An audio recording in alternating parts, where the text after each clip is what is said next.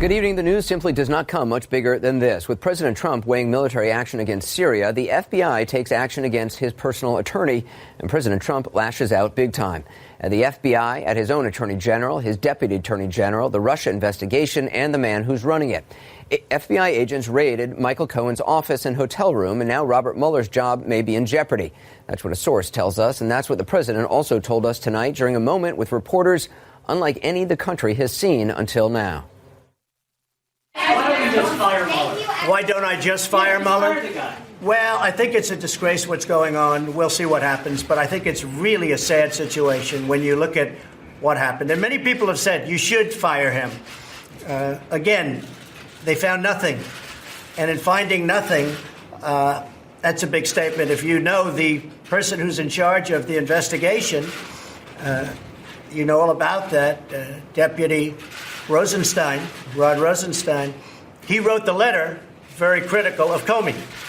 One of the things I said, I fired Comey. Well, I turned out to do the right thing because you look at all of the things that he's done and the lies, and you look at what's gone on at the FBI with the insurance policy and all of the things that happened. Turned out I did the right thing. But he signed, as you know, he also signed the FISA warrant. So Rod Rosenstein, who's in charge of this, signed a FISA warrant, and he also signed a letter that was essentially saying to fire James Comey. And he was right about that. He was absolutely right. So we'll see what happens. Well, that was far from all the president said, as you'll hear in just a moment. First, CNN's chief political analyst, Gloria Borger, joins us. First, just break down for us what we know about these raids, Gloria. Well, we know that, there were raids on his office and on his home and his hotel room. And we know that the search was largely, I was told by a source familiar, about Stormy Daniels. And there were a bunch of requests in it, which were all kind of subsections of the Stormy case, about the payments to her, about his communication with the president, about those payments, and his communications with the campaign. I was then also told that the search also mentioned election laws. And, there have been questions raised about whether this money was used improperly. And then there were some smaller issues about other investments that could or could not be related to the Stormy issues. The sources weren't clear. And so I think that it was broad in one sense, but we do know that it's largely related to the Stormy Daniels case. Let me just clarify something you said, Gloria. You said that according to your source, some of the things being looked at were communications between Michael Cohen and the president or the campaign about the payments.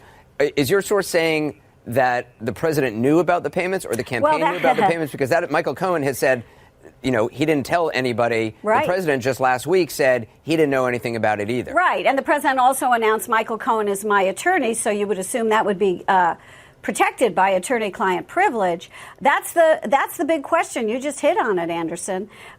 Were there communications about covering this up if the president has said he didn't do it? Is that a crime if they talked about it? I mean, we don't, we really don't know. But I think that's one of the things they're trying to get to the bottom of. And the special counsel says, look, this isn't in my jurisdiction.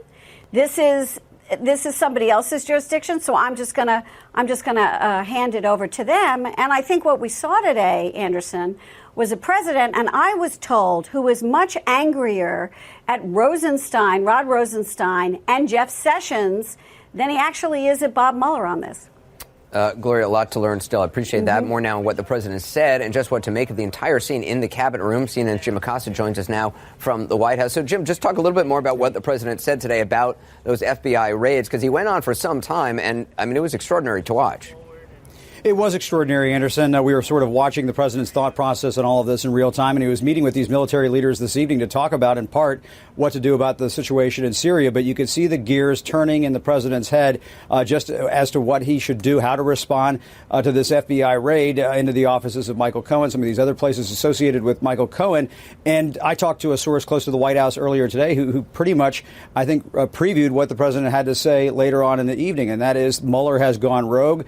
They feel like like even though U.S. Attorney's Office took this over and had this FBI raid carried out, that this is essentially a manifestation of the special counsel investigation going rogue. And you heard some of that from the president himself later on in the evening. Here's more of what the president had to say. So I just heard that they broke into the office of one of my personal attorneys, good man, and it's a disgraceful situation. It's a total witch hunt. I've been saying it for a long time. I've wanted to keep it down. We've given, I believe, over 1 million pages worth of documents to the special counsel. They continue to just go forward, and here we are talking about Syria. We're talking about a lot of serious things with the greatest fighting force ever.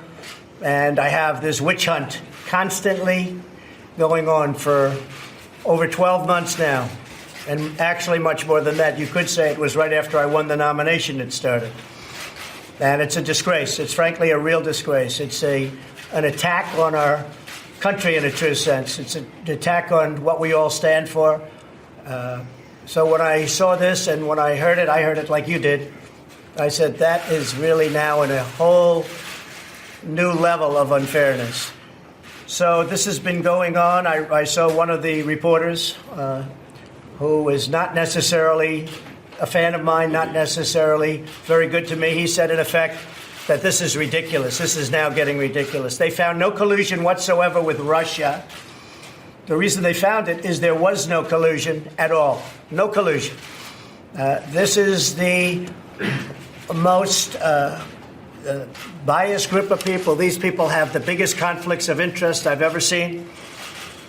Democrats, all, or just about all, either Democrats or a couple of Republicans that worked for President Obama.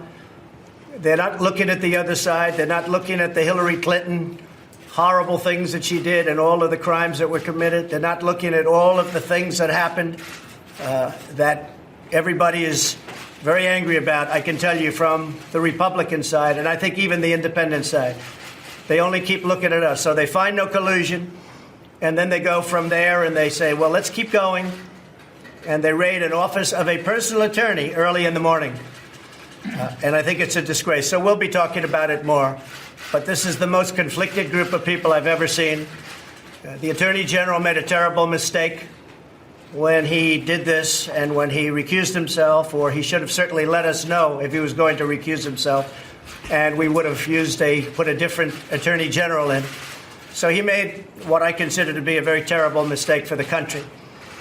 But you'll figure that out. All I can say is after looking for a long period of time, and even before the special counsel, because it really started just about from the time I won the nomination. And you look at what took place and what happened, and it's a disgrace. It's a disgrace. I've been president now for what seems like a lengthy period of time. We've done a fantastic job. We've beaten ISIS. We have just about 100% of the caliphate or the land. Our economy is incredible. The stock market dropped a lot today as soon as they heard the noise of, this nonsense that's going on. It dropped a lot. It was up, way up, and then it dropped quite a bit at the end, a lot. But that we have to go through that. We've had that hanging over us now from the very, very beginning. And yet the other side, they don't even bother looking. And the other side is where there are crimes. And those crimes are obvious. Lies under oath all over the place. Emails that are knocked out, that are acid washed and deleted. Nobody's ever seen. 33,000 emails are deleted after getting a subpoena for Congress. And nobody bothers looking at that. And many, many other things. So I just think it's a disgrace that a thing like this can happen. Now, a couple of things that we should point out. One is the president said at one point that they found that there was no collusion with Russia in this investigation. Anderson, point of fact, Robert Mueller's team has not issued the findings of its investigation. The other thing when it comes to this decision that the president apparently has to make at this point, thinks he may want to make at this point, and that is whether to fire the special counsel Robert Mueller or push out Rod Rosenstein, which could in effect put Robert Mueller out of a job.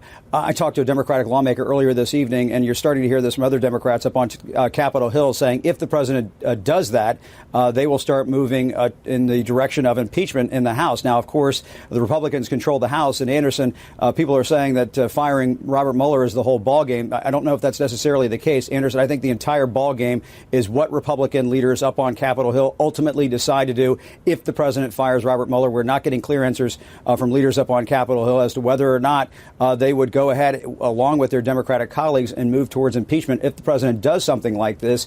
And one of the reasons why you might not see that happen is what we're hearing from our sources close to the White House, inside the White House earlier this evening. If they can make the case that Robert Mueller has stepped outside the bounds of this investigation, they may use that as a political argument not to act. And you can't have a constitutional crisis if the legislative branch of government decides not to act. Anderson. You know, Jim, you heard Gloria's reporting about who the president was angry with, namely Attorney General Sessions, and it seems like mostly Deputy Attorney General Rod Rosenstein. Are you hearing at all from the White House that this might have crossed a line and could actually lead to the firing of Mueller? I mean, it's something certainly, you know, that's been for a long time. Yeah, I think that based on what we're hearing tonight, Anderson, that they feel as though this is no longer about the Russia investigation, that this is no longer about Russian collusion. Anderson, they know all too well what the Clinton impeachment was about. It was about a real estate transaction that came under investigation that eventually turned into sex, and an investigation of whether or not Bill Clinton lied under oath when he was being deposed in the Paula Jones matter. And they're seeing some shades of Whitewater in all of this, quite honestly. The question becomes, Anderson, was the president just venting earlier tonight? Was he once again pining about the possibility of firing Robert Mueller, or does he ultimately do that? And of course, that just conjures up this huge potential for a constitutional crisis in this town. But Anderson, that just depends on if the Republicans decide to act. If the Republicans stand by and allow the president to fire the special counsel or the attorney general, the deputy attorney general, and then nothing happens and this case is dropped, then it just may eventually be a matter for the voters come November to decide whether or not any of that was appropriate, lawful, and so on. So a whole slew of questions that needs to be answered here in the coming days. But no question tonight, the president is deeply upset, angry about this. People around him are saying that Mueller has gone outside the bounds of this investigation. The question ultimately is, what does the president do now? Yeah, Jim Acosta, thanks very much. The U.S. attorney overseeing the Cohen case, we should point out, is a Trump appointee. He succeeded CNN senior legal analyst Preet Bharara, whom the president fired. That's both a disclaimer and a reason to get his take on all of this. You heard the president's remarks. I mean, it certainly sounds like a preamble to firing Mueller or firing somebody. Well, it sounds like, you know, what we've been hearing for a long time. He's angry when any prosecutor starts to investigate anything that touches him or anyone close to him. And, you know, his lawyer is pretty close to him, has been close to him for a long time. So he's obviously angry. He's saying a lot of things that probably are better for him not to say, because the more he says about what he doesn't like with respect to an investigation, it adds to the narrative that he is trying to put a stop to something, which, you know, starts to fill in the vessel of obstruction. Could he, just in terms of firing Mueller, if he wanted to, he could fire Mueller, and he could do it directly. There's a procedure by which he's supposed to do it. It has to be done by the Deputy Attorney General, but he could find someone to replace the Deputy Attorney General. So most people think that to effectuate the firing of Bob Mueller, there has to be some domino effect that will cause that in the future. A domino effect in terms of? You got to get rid of Rosenstein, or you got to get a new Attorney General who would not be recused. Which yet again, he was talking badly about the Attorney General. He does it all the time. He has no shortage of ill comments about a lot of lawyers, except his own. So Michael Cohen allegedly, reportedly being investigated for possible bank fraud, campaign finance violations. Some of the materials released related to Stormy Daniels. How could that agreement that Michael Cohen claimed he facilitated, the $130,000 coming from what he said was a home equity line of credit, and that payment, how would that lead to those possible charges? I get the campaign finance violations. That would be considered an in-kind contribution to benefit a campaign. But first of all, I want to say, I think it's important to say I have no personal knowledge of any of this. The second thing I think it's important to say is that we don't know what kind of charges are being looked at, and maybe no charges will ultimately follow.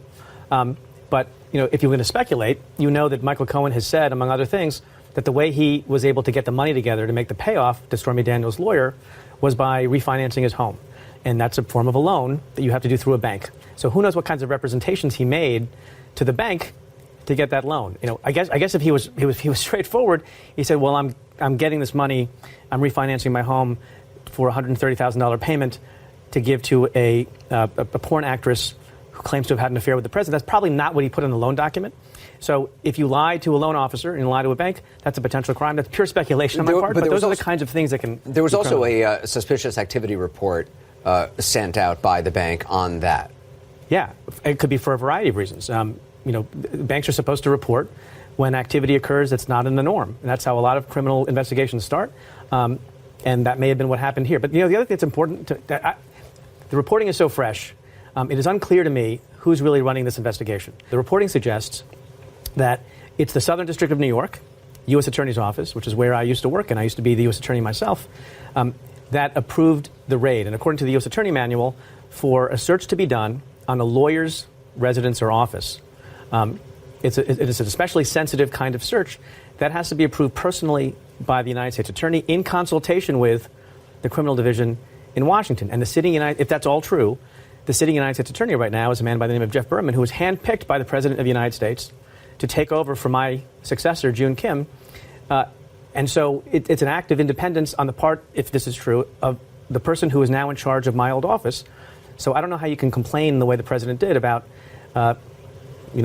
politics or anything else. The Justice Department is run by his people. The special counsel was appointed by his people. This U.S. attorney is his person who I'm told he actually met with before appointing him to the position. And what I've seen so far is that the Mueller team referred this portion of the investigation to the Southern District of New York through Rod Rosenstein. And maybe that's true. It is also true, by the way, that if the Mueller team needed to do an investigation that involved property records in New York City, which is, parts of which are in the Southern District of New York, that they would need to get a search warrant, even in connection with their own investigation. And to do that, generally, you have to go through the local U.S. Attorney's Office. So in lots of instances, my office would have been involved with getting the search warrant because the property that was being searched was in the Southern District of New York, even though it was someone else's case. I'm not saying that this is a Mueller special, but until I see more reporting, I think that's possible. Preet, thanks so much. Appreciate it. Thanks. Well, there's a lot more to get to tonight on this raid of Michael Cohen's office, also his hotel room. Stormy Daniels' attorney, Michael Avenatti, joins us coming up next. He has plenty to say, not just about everything that happened late today. Later, the president's decision on Syria, which he now says will be made tonight or, quote, shortly thereafter. He's making it apparently in anger over other things. We'll explore the implications tonight. The right sheets can take your sleep and your style to the next level. With Boll & Branch, the upgrade has never been more affordable. Every set is crafted from 100% organic cotton. They get softer and softer over time. That's why they have thousands of 5-star reviews, and even 3 U.S. presidents have Boll & Branch sheets. Try them for 30 nights, and if you don't love them, send them back for a full refund. Go to bollandbranch.com today for $50 off your first set of sheets, plus free U.S. shipping with promo code CNN2. Spelled B-O-L-L and branch.com. That's bollandbranch.com, promo code CNN2. Learning more about the stunning raids on the president's personal attorney, Michael Cohen, today. According to new reporting by CNN's Shimon Prokupecz, they were conducted by the FBI's Public Corruption Unit.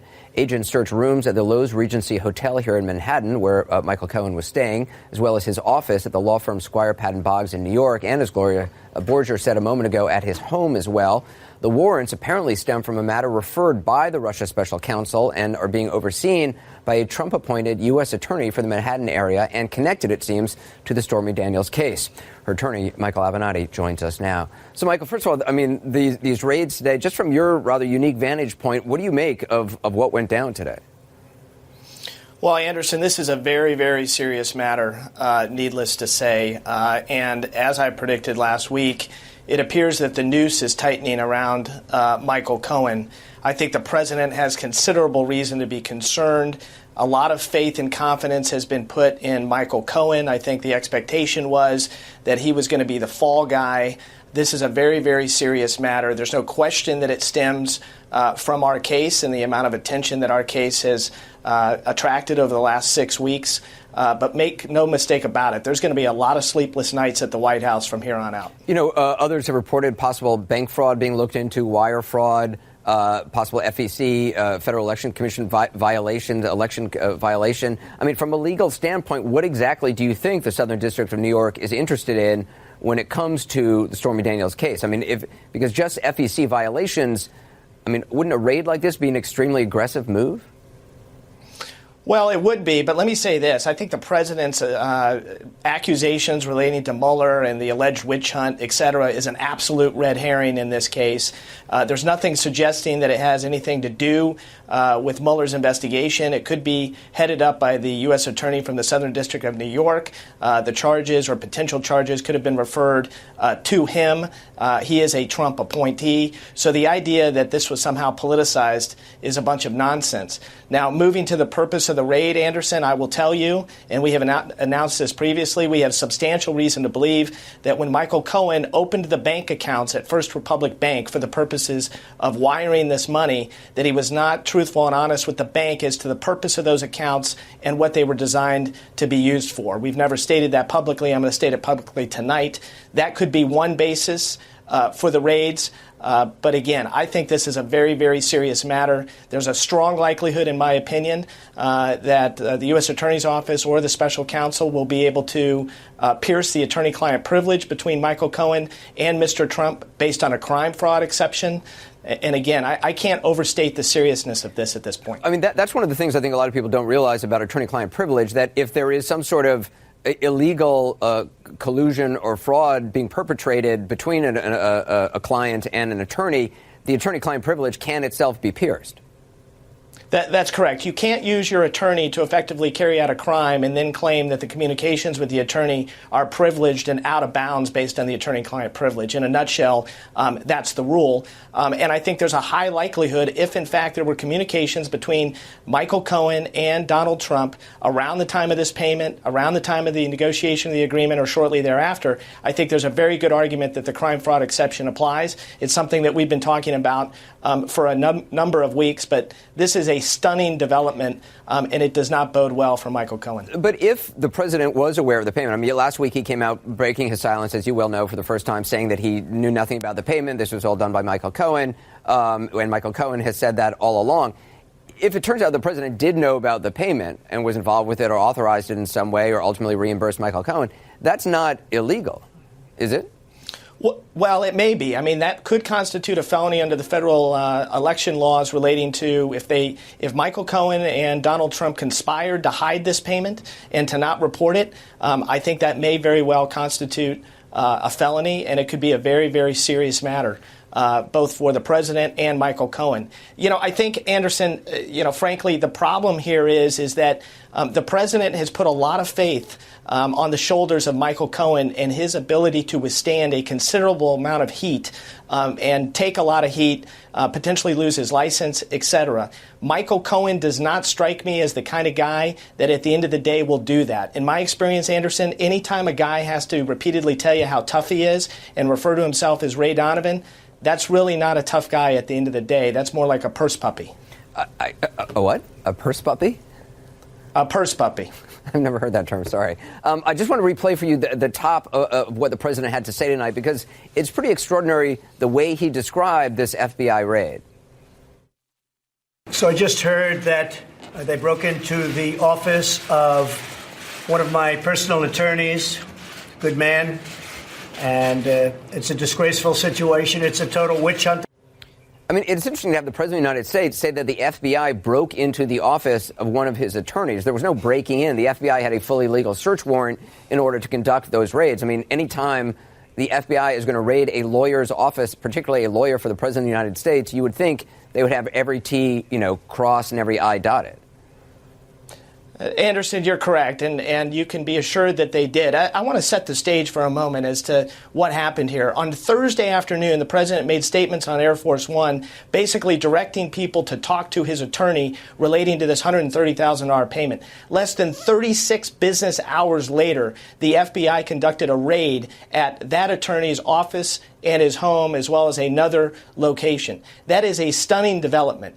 But for the President of the United States to cast aspersions as to the good members of the FBI, hardworking law enforcement people that are only trying to do their job, that are executing a valid search warrant, is outrageous for him to cast aspersions on these folks. These folks are trying to do what we've been trying to do, and that is engage in a search for the truth and get to the bottom of what happened here. And for the president to cast these aspersions It's completely uncalled for, Anderson, and better yet, it's not smart. Where I come from, if you are a target of a federal investigation, or if people around you are targets of a federal investigation, search warrants and the like, the last thing you want to do is start casting aspersions and criticizing members of law enforcement that are doing their job. That's just not smart. I don't care who you are. I think it was this morning you announced you plan to release a composite sketch of the man that Stormy Daniels says threatened her back in a parking lot in 2011. I just want to play something you said on this morning on New Day.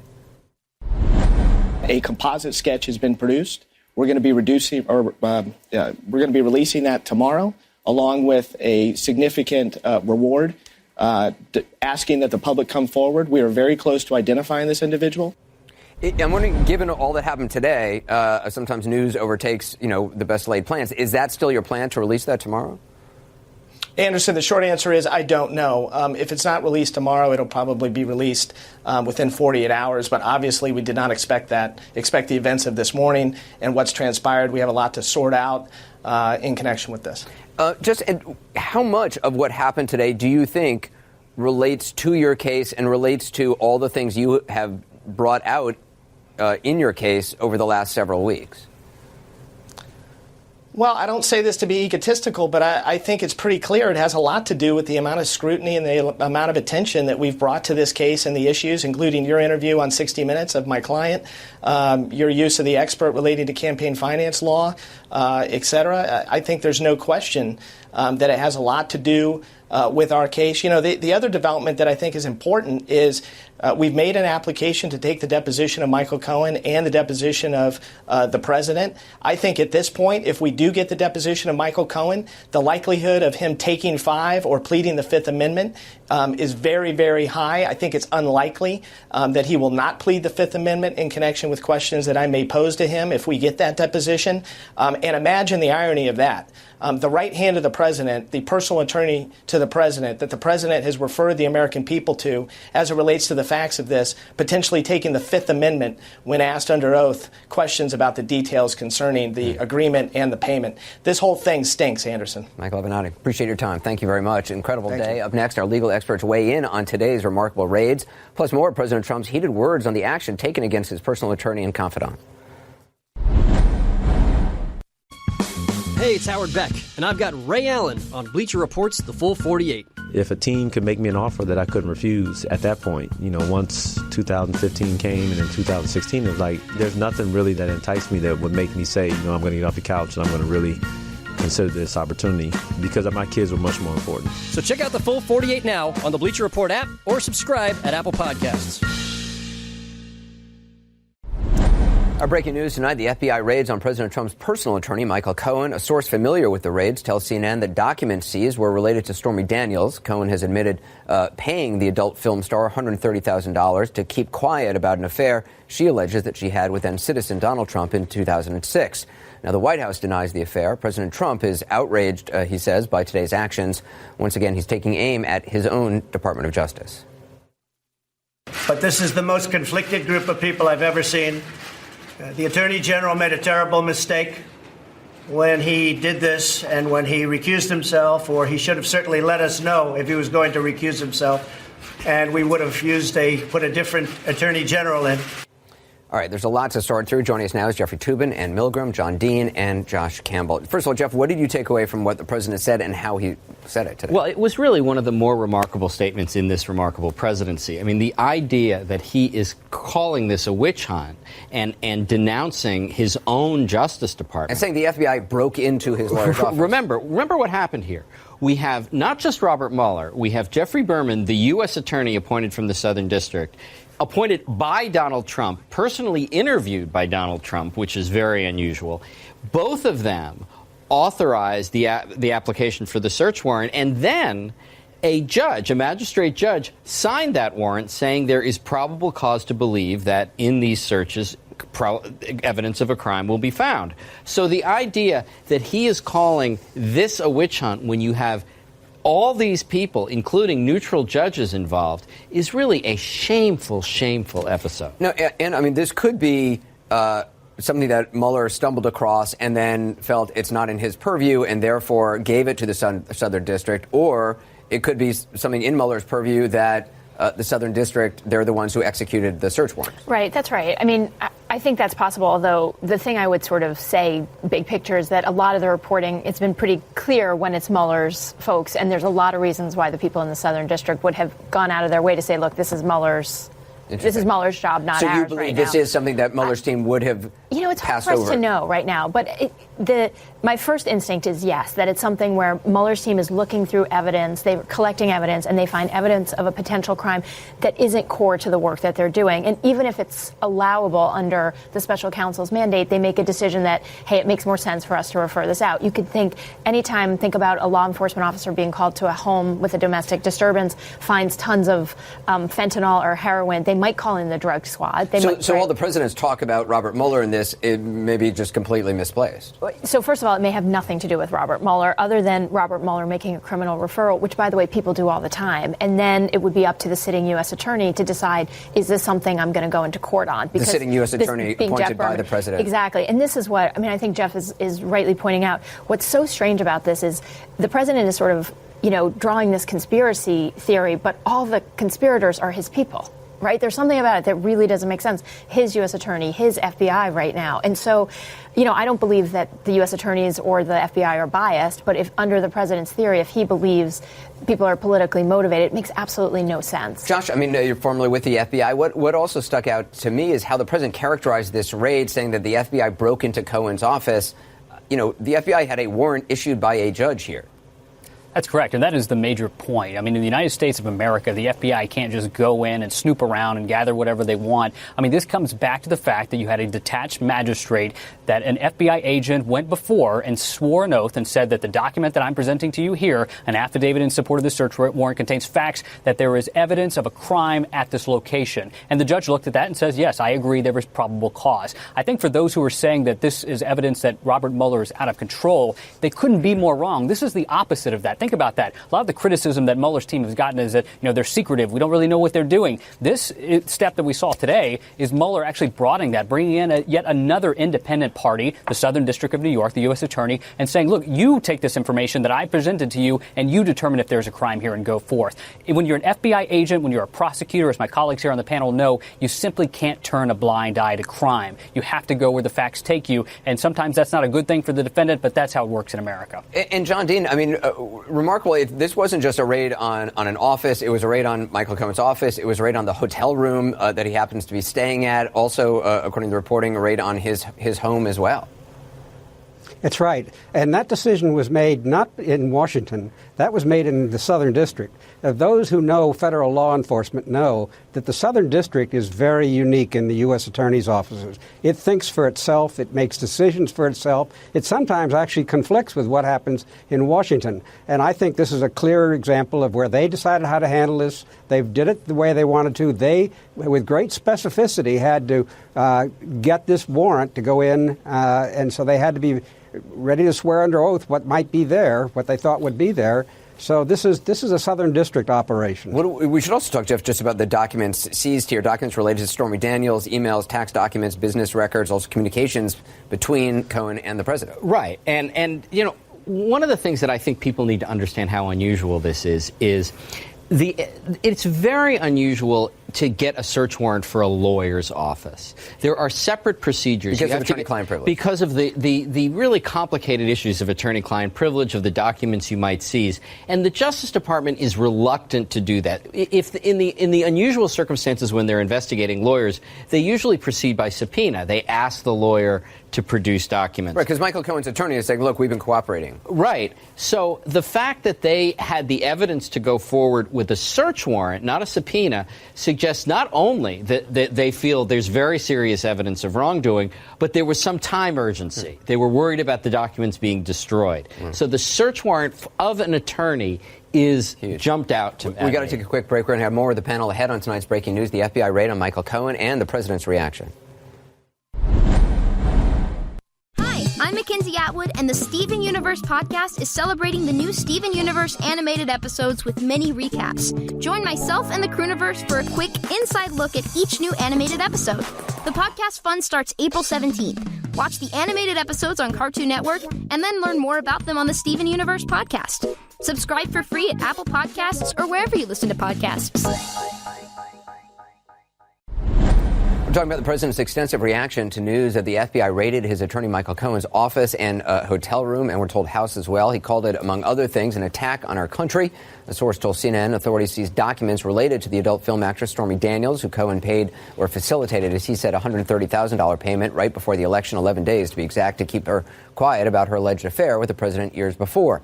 In the department of There's an Old Tweet for Every Occasion, which usually refers to something the president tweeted. Tonight, Michael Cohen's getting in on the act. He posted this during a Democratic presidential primary back in 2015. Tonight, it resurfaced, quote, Hillary Clinton, when you go to prison for defrauding America and perjury, your room and board will be free. Back now with the panel. So if, Jeff, the president decided he wanted to get rid of special counsel Mueller, as a lot of people seem to think he has wanted to for a while, and obviously given today's statements, he can't just directly fire him, can right. I mean, he could fire the Secretary of Veterans Affairs, which he did the other day. The way the regulation is worded is that he would have to direct his supervisor in the Justice Department, that is, Deputy Attorney General Rosenstein, to fire Mueller. If Rosenstein resigned rather than do it, the next person in line, the Associate Attorney General, that person would then have to decide whether to do it. That is the pattern that went on in the Saturday Night Massacre when Richard Nixon fired Archibald Cox. You had the Attorney General, Elliot Richardson, refused to do it. You had the Deputy Attorney General, William Ruckelshaus, refused to do it. And finally, Robert Bork, the Solicitor General, did it. Basically, the president would have to work his way through the hierarchy in the Justice Department until he found someone to do it, but he couldn't do it directly himself. And just kind of big picture, how stunning is today? Right? I mean, it's an extraordinary day, I think, for a number of reasons. One is, we've been watching all these things unfold related to the Mueller investigation, and then today we did see the president's personal attorney and somebody who's worked as a lawyer for the president really for over a decade, having a search warrant executed.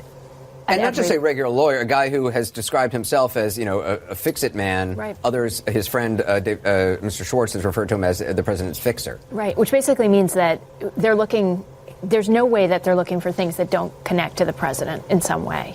Right. I mean, right. This has been he's done for the past, 15 years, 10 or 15 years, has been related to the president. And so obviously some of it could concern Stormy Daniels, so the president tangentially, we think, involved in that. But, it really is an unbelievable day when you start to think about what's happening and what we're going to see next. John Dean, is there any way you can imagine the president firing Mueller that doesn't provoke some sort of a constitutional crisis?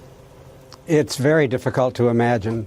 In fact, I think he might have been somewhat defanged today. I wouldn't be surprised if we later learn he was tipped off maybe during the raid that was taking place as a courtesy. He is, after all, the head of the branch of government, and this is something happening in his branch that could affect him, and I suspect there might have been a courtesy call. But can he just turn around and build this into a case to fire Mueller? It's going to be very tough because, as I said earlier, I think this is a lot of the Southern District's own doing and how this was handled. Josh, a lot of this come back to the president's firing of FBI Director Comey last May. Again, the president kind of revisited that firing again today, going on about how he did the right thing.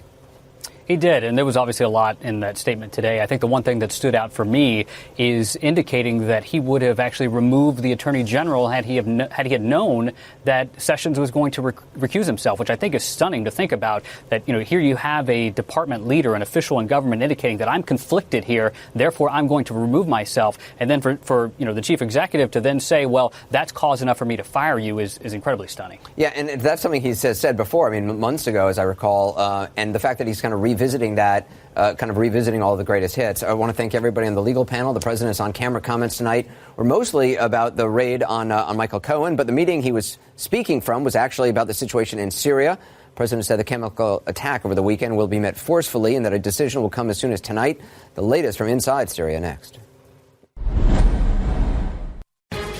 Subscribe to CNN Talk with me, Max Foster. Every day we'll tackle the major news stories and talking points from a global perspective. Our panel discusses and debates the stories affecting you, with comments coming in from all around the world. That's CNN Talk with me, Max Foster. Subscribe now with Apple Podcasts.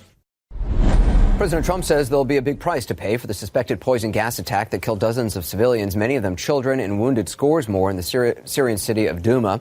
He met with top military commanders and his national security team at the White House tonight and said a short time ago that the U.S. had a lot of military options and will make a decision soon. As we tell you this story, first we have a warning. The images we are about to show you are incredibly disturbing, but we do think it's important we show them so you can grasp the horror that's happening in Syria. It's been happening for 7 years, in fact. These are sadly just the latest. Local and international activist groups say that barrel bombs filled with toxic gas were dropped from helicopters over the town on Saturday. Some of the victims choked, they say, then died of suffocation. We should say that CNN has been unable to independently confirm either the images or the account, in part because Syrian government forces surround the city.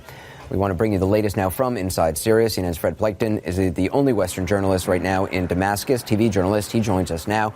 So what are we learning from your sources about what people on the ground experience in Douma? Well, they said it was absolutely awful, Anderson. And I can tell you from having experienced what exactly was going on there is that day started with a huge amount of airstrikes over the Douma area, which was encircled by Assad forces, but still held by the rebels at the time. And then apparently those helicopters showed up and they dropped canisters. The opposition is now saying, and they say shortly after those canisters were dropped, they say a toxic gas was released. And that's when people started to have severe respiratory problems. They say hundreds of people had a lot of trouble breathing, a lot of them, of course, trying to seek medical aid, which in itself was almost impossible in those besieged areas. That's also where some of those horrifying images came from, of children having trouble to breathe, people then lying on the floor, people with oxygen masks trying to get help some way. And then, of course, they say dozens of people were killed. We still don't know the exact death toll.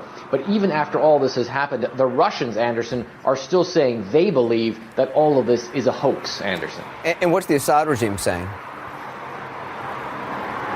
Well, that's interesting because the Assad regime does say that they were pressing an offensive on that area at the time, but they said, look, that offensive was moving forward so quickly that they really didn't need poison gas to move any quicker. They also say that the areas that were hit were in the rear echelon. It was nowhere near the front line, and that in those areas, the rebels actually had some pro-government prisoners that the Assad regime would have been scared to hit themselves. So they say essentially that they had no reason to use any sort of poison gas. But the important thing is, Anderson, I think, is that area, Douma, has since actually fallen into the hands of the Syrian government. The remaining rebels have been bussed out. And the force that's now on the ground providing security there is the Russians. So the Russians really have no reason to say that they don't want an international investigation in that area. They certainly have the means to allow international investigators in there if that's something that they really want to do, Anderson. All right, Fred Plenkton, appreciate it. Coming up, the FBI raids the offices of the president's lawyer, Michael Cohen. President describing it as a witch hunt, saying the FBI broke into his lawyer's office, called it a disgraceful attack on the country. The latest from the White House next.